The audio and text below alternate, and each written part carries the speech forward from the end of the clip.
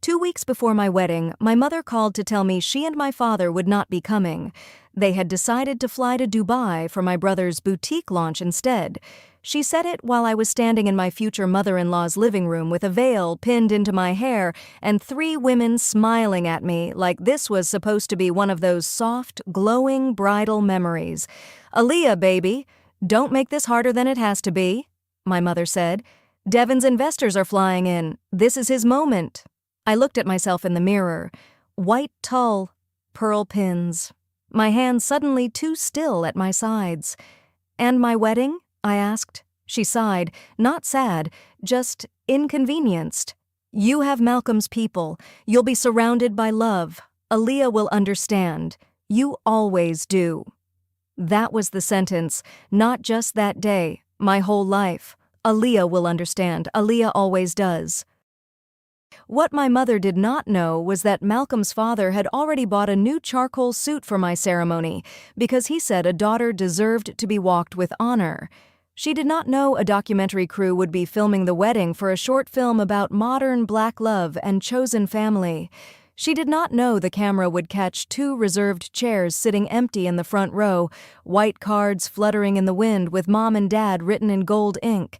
And she definitely did not know that after 14 million strangers watched the footage, after the whole internet saw who showed up and who did not, my phone would light up with 93 missed calls from people who had ignored me for 32 years. My name is Aaliyah Brooks. I am 32 years old, and I grew up in a family where being easy to love meant needing the least. My mother, Patricia Brooks, called it maturity. My father, Raymond, called it not being dramatic. My brother, Devin, called it normal. In our family, sons got rescued, daughters got reminded they were strong. We lived in New Haven, Connecticut, in a narrow blue house with white shutters and a porch my father painted every other summer. From the outside, we looked like a respectable Black family with 2 working parents, 2 bright kids, Sunday clothes pressed by Saturday night, and framed honor roll certificates climbing the hallway wall. Inside, there was a scale no one admitted existed. Devin's side always dropped lower. Not because he was bad. That would have been easier. Devin was charming, funny, restless, the kind of boy adults forgave before he finished apologizing. He had my mother's smile and my father's confidence and a gift for making need sound like destiny. When he wanted guitar lessons, my parents found money. When he wanted to try acting, my mother drove him to auditions in Queens. When he wanted to launch a clothing line at 26, my father dipped into savings and called it investing in vision. When I wanted someone to come to my science fair, my mother said she would try. Try meant no. By the time I was 12, I knew how to translate. Maybe meant no. We'll see meant no. Don't start meant you are about to tell the truth, and we do not have time for that. The first time they missed something important, I was 8. I had a piano recital in the basement of our church. I wore a yellow dress with a ribbon my grandmother had sewn onto the waist, and I practiced Für Elise until my fingers ached.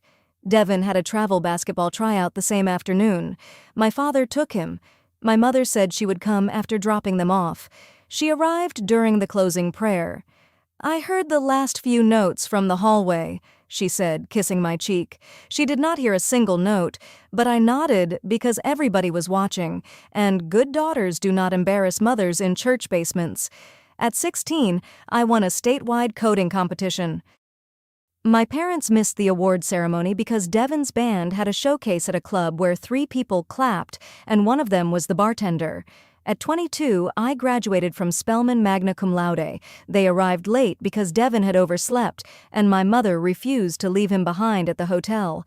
I had already crossed the stage by the time I saw them standing near the back doors. At 28, I became director of product security for a fintech company, the youngest Black woman in that role at my firm. I planned dinner at the seafood restaurant my father liked.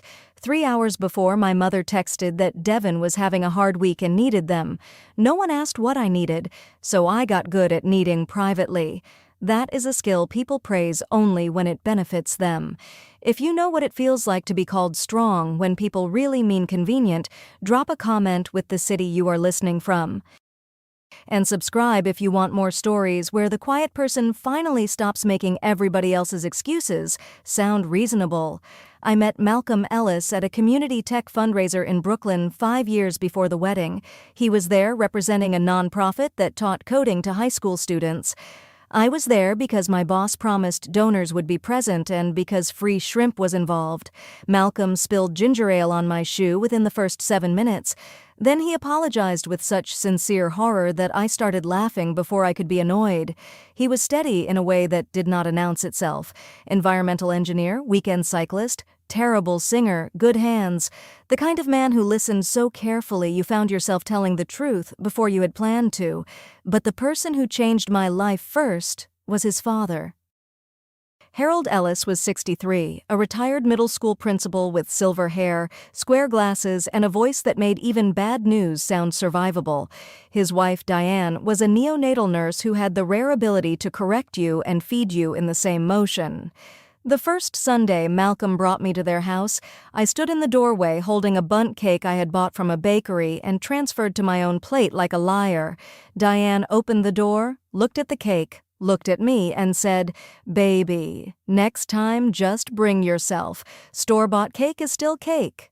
Harold came from the kitchen, wiping his hands on a towel. "Aaliyah Brooks," he said, like my name was already known in the house. "Come in. Your seat is right here." He pointed to a chair at the table, not the edge, not the folding chair brought up from the basement, a real chair between Diane and Malcolm's younger sister. I almost cried over furniture. That is what neglect does. It makes ordinary welcome feel like a miracle. Over the next 5 years, the Ellises became the kind of family I did not know how to receive at first. Harold called me after big meetings because Malcolm mentioned them once. Diane remembered that I hated cilantro. Malcolm's sister Tessa texted me memes during stressful workdays. At Thanksgiving, Harold asked me to carve the turkey because he said my hands were steadier. My own father still thought I worked with computers. Harold knew the name of my product launch. My father forgot my birthday 2 years in a row. Harold sent a card with a paragraph inside, not just a signature. I loved my parents. That was the terrible part. I loved them through every missed event, every shortened call, every family dinner where Devin's crisis took up the whole table and my success was passed over like salt. Love does not always leave when dignity does.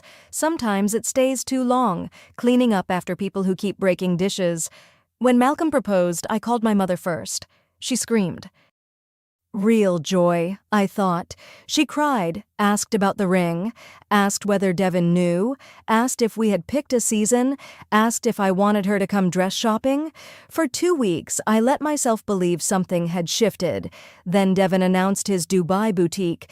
Technically, it was a luxury streetwear concept store. That was how he said it, a curated international retail experience. My father repeated the phrase so proudly you would think Devin had invented fabric. The opening date landed on the same weekend as my wedding. At first, even Devin seemed uncomfortable. He texted, "Timing is crazy. We'll figure it out." Figure it out meant what it always meant. My parents would figure out how to be there for him. I would figure out how to survive that. Still, before the official invitations went out, I wrote my parents a separate note. Cream cardstock, blue felt-tip pen. My handwriting shook so badly I had to start over twice. Mom and Dad, this is the most important day of my life. I need you there, not for appearances, not because tradition says parents should be in the front row. I need you there because I am still your daughter, and some part of me still wants to believe that matters. Please choose me this time. Love, Aaliyah. I sealed it inside their invitation and asked my Aunt Celeste to hand-deliver it. Celeste was my mother's younger sister, a librarian in Bridgeport with readers on a chain around her neck, and the softest voice in the family, which somehow made her the only one brave enough to say hard things. She drove 40 minutes to my parents' house on a Tuesday. Later that evening, she called me from her car. I gave it to Patricia. Did she open it? The pause told me before her words did, not while I was there. Where did she put it? On the kitchen counter. I closed my eyes. Next to what? A stack of mail, a grocery flyer. I told myself she would open it later. I told myself my mother's hand would eventually find that envelope, that she would stand in the kitchen and read the sentence where I said, "Please choose me this time," and something in her would remember I was not a piece of furniture that could be left where convenient. 2 weeks later, Celeste stopped by again to pick up a book my mother had borrowed. The envelope was still there, same place, still sealed. My mother had not even read my plea before deciding I could absorb one more absence. Then the flight confirmation hit the family group chat. "Patricia, flights booked. Business class was ridiculous, but worth it. Devin needs us sharp." Raymond, "Good. Devin, appreciate y'all. This is going to be major." Celeste, "And Aaliyah's wedding?" Patricia, "Aaliyah has Malcolm's family. She will understand." There it was, typed out where no one could pretend I misheard. I sat at my kitchen table staring at the screen until Malcolm came in and found me with both hands flat on the wood. "What happened?" "They booked Dubai." He pulled out the chair beside me. "Both of them?" "Both." "Did they call you?" "Not yet." He looked at the phone. "So they told the group chat before they told you." That was when I cried. Not when my mother called later, not when my father repeated the logic in his tired, coached voice. I cried when Malcolm named the order of things, because sometimes you do not know how bad something is until someone else says it plainly. My mother's official call came the next afternoon while I was at Diane's house trying on veils. Diane had 3 options laid over the back of the sofa. Tessa had brought champagne. Harold had been exiled to the den because he said he did not want to see the dress or veil until the wedding day, even though no one had asked him to look. My phone rang. "Mom," I answered because hope is not logical. Hope is a dog scratching at a door that never opens. "Aaliyah, honey, I need to tell you something." "No hello, no how is planning." "No, I read your letter. She told me about Dubai, Devin's investors, the launch, the importance of family support." Her voice was smooth, almost rehearsed. "You know how much pressure he is under," she said. "He has been working toward this for years." "I have been planning this wedding for 10 months. And it will be beautiful. Malcolm's family is wonderful." "That is not the point." "Baby, don't make me choose between my children." I laughed once. It came out dry and ugly. "You already did." Silence. Then the sigh. That sigh had raised me. "Aaliyah will understand," she said quietly. "You always do." I looked at Diane's mirror. A black bride with a veil pinned crookedly into her hair stared back at me, eyes bright, mouth pressed closed around 32 years of swallowed sentences. "Okay," I said. Then I hung up. Diane set the champagne flute down. Tessa stopped smiling. Nobody asked what happened. Diane crossed the room and took the pins out of my hair one by one, gentle as a nurse removing glass. "Come sit," she said. I sat. She put both hands over mine. "You do not have to be graceful about being hurt." That sentence did something to me. It did not fix anything, but it gave me permission to stop performing calm for people who had weaponized it. My father called 4 days later. I knew my mother had made him do it because Raymond Brooks hated emotional conversations unless someone handed him a script. "Sweetheart," he said, "I know this is not ideal." "No, Dad. Rain on the forecast is not ideal. This is a choice." He cleared his throat. "We can only be in one place." "Exactly.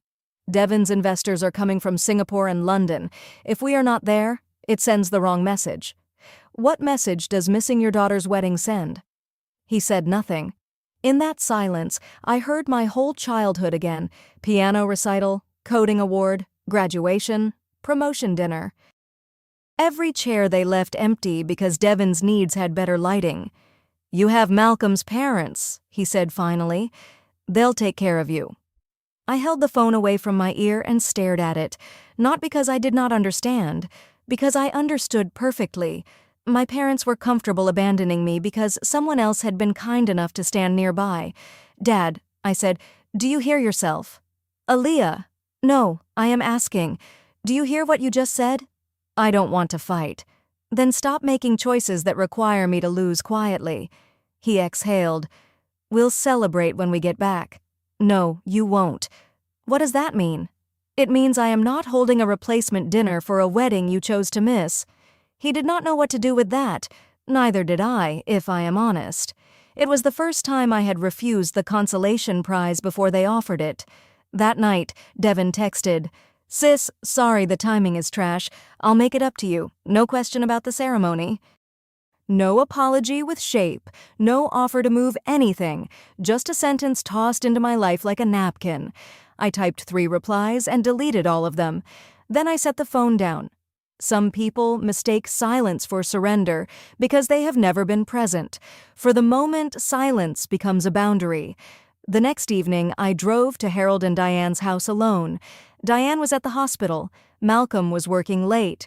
Harold answered the door in house slippers and an old Morehouse sweatshirt. "Aaliyah," he said, surprised.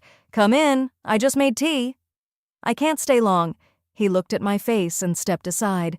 We sat on the porch. It was early June, warm and damp, the kind of Connecticut evening where the air feels borrowed from farther south. Harold poured tea into 2 mugs and waited. That was one of his gifts. He did not rush grief out of people for his own comfort. "My father won't be at the wedding," I said. Harold's jaw tightened. "I know." "Malcolm told you?" "He told me your parents chose Dubai." I nodded. For a while, all I could hear were crickets and the soft traffic from the main road. "Would you walk me down the aisle?" Harold looked at me, not quickly, slowly, like the question had weight and he wanted to receive it with both hands. His eyes filled before he spoke. "If you want me there, I will be there." "I want you there." "Then yes." His voice cracked. He cleared it, embarrassed. "Yes, baby.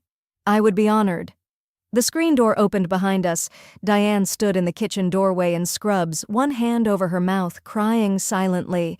Harold reached across the porch table and put his hand over mine. "We are going to make sure that day is full," he said. "Not perfect. Full, that was better. Perfect still leaves room for absence. Full means the empty places do not get to own the room." 3 months before the wedding, Malcolm's college friend Jordan Price had asked if he could film us. Jordan was a documentary filmmaker with a modest channel and a reputation for making ordinary people feel cinematic without turning them into content.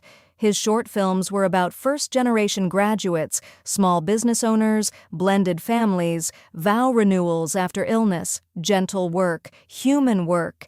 He wanted to make a piece called Everyday Altars, a series about modern weddings and what people bring to them besides rings.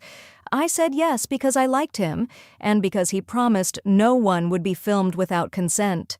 "If anyone asks me to lower the camera, I lower it," he said. "The story belongs to the people living it." At the time, I thought the story was simple. 2 people getting married, 2 families coming together, a vineyard, some vows, maybe a shot of Harold dancing badly enough to threaten the public good. I did not know the story was already changing shape. Jordan did not know my parents were skipping the wedding until the rehearsal dinner. He knew not because it you I was Imani hands I remember. No. It is a practice. There are sentences you hear with your whole body. That was one of them. I read my vows through tears, but my voice did not break where I thought it would. I promised partnership. I promised honesty. I promised to let myself be loved without trying to earn it twice. The ceremony ended with a kiss and a cheer that rolled over the lawn like weather. We walked back up the aisle past the empty chairs. I did not look away from them. That mattered to me. For once, I did not protect the people who hurt me from the evidence of what they had done. At the reception, Harold gave the toast. He stood with sweet tea in his glass because he did not drink, and because he said weddings already made people foolish enough. "The first time Aaliyah came to our house," he began, "she stood in the doorway with a cake from a bakery sitting on a plate she clearly wanted us to believe was hers." The whole room laughed. I covered my face. And I thought, this young woman has been told somewhere that love is an audition, that if she brings the right thing, says the right thing, needs little enough, maybe she gets to stay. The room quieted. Harold looked at me. "Aaliyah, You do not have to audition here. You belong at our table. You belong in our family. And if anyone ever made you feel like showing up for you was optional, let this room be the correction." Diane was crying openly. Malcolm put his hand on my knee under the table. Jordan filmed the toast from the side of the tent. Later, he told me he had never had to work so hard to keep the camera steady. The camera stopped rolling at 11 that night after the sparkler exit. I thought that was the end of the story. It was not. 2 weeks after the wedding, Jordan sent us the rough cut, 24 minutes, title, Everyday Altars, Aaliyah and Malcolm. I watched it alone first while Malcolm was at work. I wanted to know whether I could bear seeing the chairs. The film was beautiful, not polished in a fake way, beautiful because it noticed small things. Diane fastening my buttons, Celeste pressing tissue under my eyes, Harold rubbing his thumb over my hand before the doors opened, Malcolm whispering something to his best man that made them both laugh, Tessa fixing a crooked flower on the arch, Imani dancing with one shoe off before dinner ended, then the chairs. Jordan did not explain them. He did not put text on the screen. He did not turn my pain into a headline. He simply held the shot. 2 white chairs, mom, dad, reserved, empty, sunlight across the seats, guests standing all around them. The absence was so loud it did not need a caption. I paused the video and sat there with my hand over my mouth, not because I was embarrassed, because for the first time I saw my family dynamic from outside my own body. I saw a bride walking toward love with someone else's father beside her. I saw 2 empty chairs that had been empty long before the wedding day. When Malcolm came home, we watched it together. At the end, he looked at me. "Do you want Jordan to cut that part?" I thought about it. I thought about my mother saying family shows up for family from a rooftop in Dubai. I thought about the sealed invitation. I thought about the group chat. I thought about all the years I made excuses so no one else had to feel uncomfortable about the truth. "No," I said. "Are you sure?" The chairs were empty. "Yes." "Then the film can show empty chairs." I called Jordan that night. "You can publish it as is." He was quiet. "Once it is online, you cannot control where it goes." "I know. I can blur the chair signs." "No, Aaliyah." "Jordan, I am not ashamed that my parents did not show up. They should be ashamed. That is different." He exhaled. "Okay. No last names. Already planned. No tagging anyone." "Of course." "Then post it." It went live on a Friday morning. The first day was normal. Jordan's channel had about 60,000 subscribers then. The comments were warm. "Beautiful couple." "Harold is a treasure." "The vows made me cry." "Where is that vineyard?" Then someone noticed. "Wait, who were the empty chairs for?" Another person replied, "The cards say mom and dad." Then another, "Her parents skipped this?" By Saturday night, the views had jumped from 14,000 to 90,000. By Sunday morning, 200,000. A wedding planner in New Jersey shared it in a private Facebook group with the caption, "This is the most powerful wedding film I have ever seen. Watch the father-in-law and watch the chairs." By Monday, the comments had changed. They were no longer just about my wedding. They were confessions. My father missed my graduation for my brother's baseball banquet. My mother skipped my wedding because my sister needed help moving. I left 2 seats open too. They never came. That father-in-law healed something in me, and I don't even know these people. I read until 2 in the morning. Hundreds of strangers telling the truth under a video of my wedding because something about those empty chairs gave them permission. I did not reply. I just read. For the first time in my life, the loneliness of being second had witnesses. Day 5. 1.4 million views. A parenting blogger wrote an article titled, "The Empty Chairs That Explained a Childhood." Day 6. A Reddit thread hit the front page. The title was brutally accurate. Bride's parents flew to Dubai for her brother's store opening instead of her wedding. His father walked her down the aisle. Day 8. 4.9 million views. A local news station mentioned the film without naming us. Day 10, 7 million. Interview requests came through Jordan, morning shows, podcasts, online magazines. A producer who used the word inspiring so many times I stopped reading. I declined all of them. I did not want to become a brand. I wanted to be a newlywed. Malcolm protected that. He answered what needed answering, deleted what needed deleting, and reminded me every night that strangers could witness my pain without owning it. Day 14. 14 million views. The pinned comment had more than 40,000 likes. Those 2 empty chairs said more than any speech ever could. I saved it. Not because I needed strangers to validate me, because sometimes a stranger can summarize the thing your own family spent decades denying. My parents found out through Devin. One of his investors sent him the link with a single question mark. Devin watched it in the office above his Dubai store, the same store with glossy black walls, imported fixtures, and foot traffic already lower than projected. He watched Harold walk me down the aisle. He watched the empty chairs. He watched Malcolm's vows. Then he called my mother. Patricia and Raymond had been home from Dubai for 4 days. My mother answered Devin on the first ring. She always did. I know what happened next because Celeste told me later. She had gone over for lunch, still trying to be the kind of sister who knocks even when she knows nobody wants truth at the table. My mother played the film on her tablet in the living room. Celeste sat at the kitchen table and listened to 24 minutes of a wedding Patricia chose to miss. At first, my mother muttered, "Why would they film that?" Then silence. Then Harold's voice. "You do not have to audition here." Then the sound of the crowd cheering after our kiss. Then silence again. My father watched upstairs on his phone. He did not come down for almost an hour. Devin's messages started filling with questions from people who had connected his Dubai posts to the wedding film. "Is this your sister? Your parents picked your store opening over her wedding? Bro, that's cold. Family shows up for family, right? The internet has a cruel memory when people provide captions for their own hypocrisy." My mother's first voicemail came at 2:18 p.m. "Aaliyah, this is your mother. I do not know what that filmmaker thought he was doing, but this is not the full story. You know we wanted to be there. Call me back." The second came 40 minutes later. "People from church have seen this. Marlene sent it to me. This is humiliating. You need to have that video taken down. Family business should not be entertainment." The third came close to midnight. "I carried you, I raised you, and you let strangers call me a monster because of one weekend. Please call me." I listened the next morning while sitting on the kitchen floor. 3 voicemails. Not one apology. Not, "I am sorry I missed your wedding." Not, "I read your letter." Not, "I understand why you were hurt."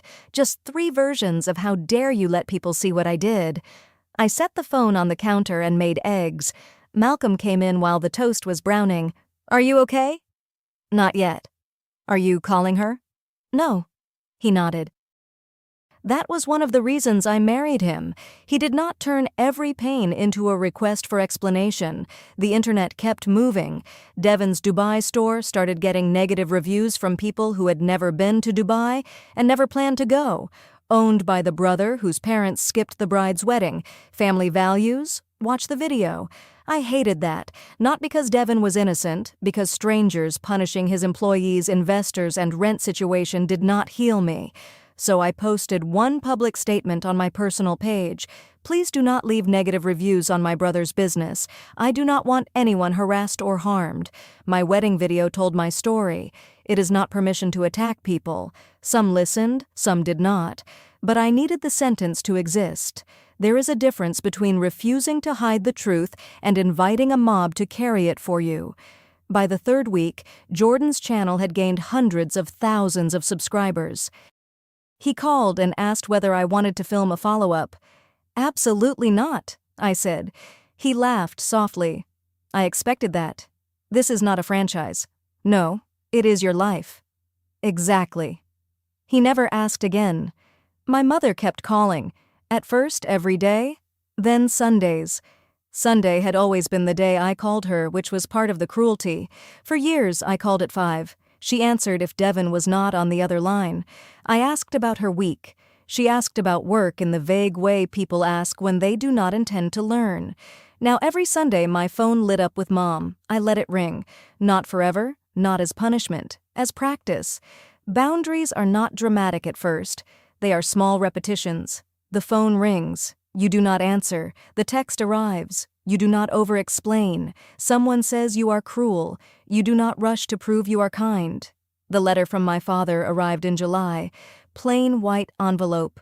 Block letters, every one the same height, like he was building a fence out of ink. Aaliyah, I watched the film. I saw the chairs. I have no excuse. I told myself your mother needed me to support Devin. I told myself you were grown, settled, loved, fine. I have used that word about you too many times because fine asked nothing from me. When Harold walked you down the aisle, I felt ashamed in a way I do not know how to describe. He did what I should have done. This is not only about Dubai, I know that now. Dubai was possible because of every time before it.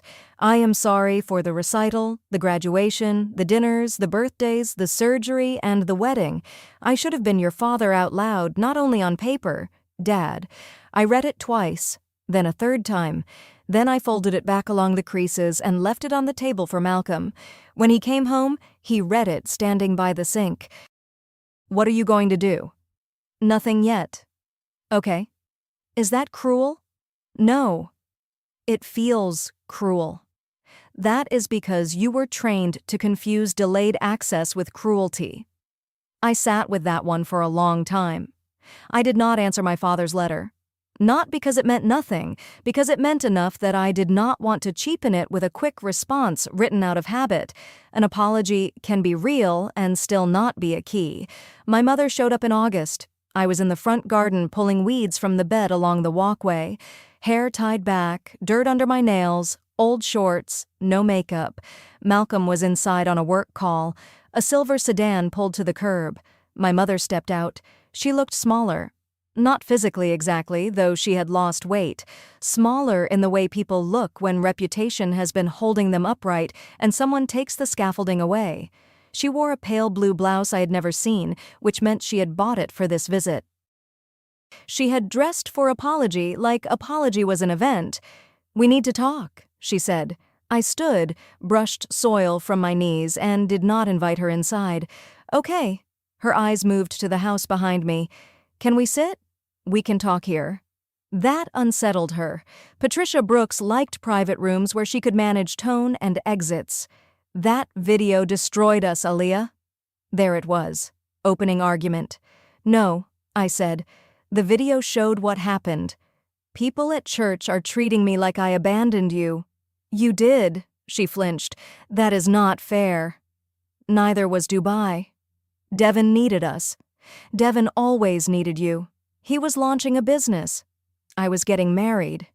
We thought you would understand. I did. She blinked. What? I understood exactly. That was the problem. Her lips trembled. You are punishing me. No. I stopped protecting you from your choices. I am your mother. I know. I carried you. And then you spent 32 years assuming that meant I would carry everything else. She put one hand to her chest. The gesture might have moved me once. That day it looked rehearsed. I said I am sorry. You said the video destroyed you. Aaliyah, did you ever open my invitation? Her face changed. Not enough for a stranger to notice, enough for a daughter. I was busy. Did you read the note? Silence. The one where I asked you to choose me this time? Her eyes filled. I read it later. After 14 million people did?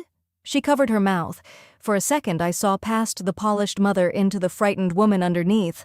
My mother had lost her own older sister when she was 20. Celeste told me once that after that, Patricia attached herself to Devin with a desperation nobody named because grief had made it look holy. Devin was loud, needy, bright, always moving. He gave her somewhere to pour panic and call it love. I understood that. Understanding was not the same as volunteering my life as the container. Mom, I said, quieter now, you lost Aunt Althea, and it broke something in you. I am sorry. I really am. But you do not get to make Devin the replacement for everyone you lost and make me the place where the neglect lands. She started crying then. Not pretty tears, not controlled tears, the kind that bend a face out of shape. What do you want me to do? Therapy. What? Therapy. Not one session so you can tell people you went. Real therapy, family systems, grief, whatever you need. but I am not having a real relationship with you if the only thing you want is forgiveness that lets you stay the same. You would keep me from my daughter? No, you did that. The sentence landed between us with a quiet click, not a slam, a lock finding its place. She stood on my walkway with mascara beneath her eyes and her new blouse wrinkled where she had gripped it. Harold was in the one place that mattered, I said. You were in Dubai. Then I went inside. Through the front window, I watched her stand there for almost 2 minutes. Then she walked to her car, sat behind the wheel, and drove away. When I turned my phone back on that evening, the screen filled so fast it seemed broken. 93 missed calls. Mom, 34. Dad, 16. Devin, 9. Uncle Martin, 11. Cousin Marlene, 7. Unknown numbers, 16. 93 attempts to reach a woman they had trained not to ask for them. I held the phone out to Malcolm. 93. He looked at it. How many are you returning? None tonight. Good. I did not block them. That matters. I did not lock every door and burn the house down in my mind.